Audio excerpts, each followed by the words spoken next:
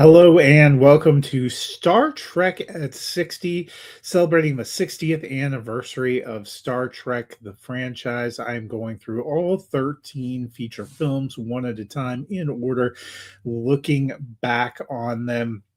And we have come to the end of the road for the original cast, and that is Star Trek 6, The Undiscovered Country. This one brings them full circle all the way up into the 90s. 1991 is when this film was released. It returns Nicholas Meyer to the director's chair. He memorably directed Star Trek II, The Wrath of Khan, which is the greatest to me of all Star Trek films. But Star Trek 6, The Undiscovered Country, is maybe one of the more underrated ones for me. This one, the final one, as I mentioned with the original cast, it follows closely behind the disaster that was kind of Star Trek Five.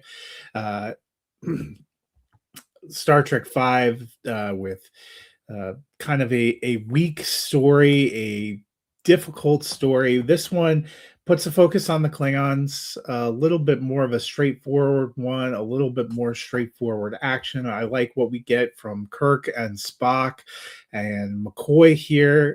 Kirk and McCoy getting sent to a prison planet and having to escape.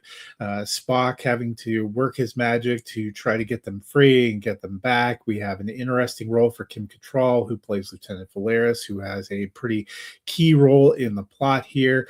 Sulu in command of his own ship, Excelsior, which we get to see from time to time, is a lot of fun. The action works here, the story works here. I think this is really an underrated one.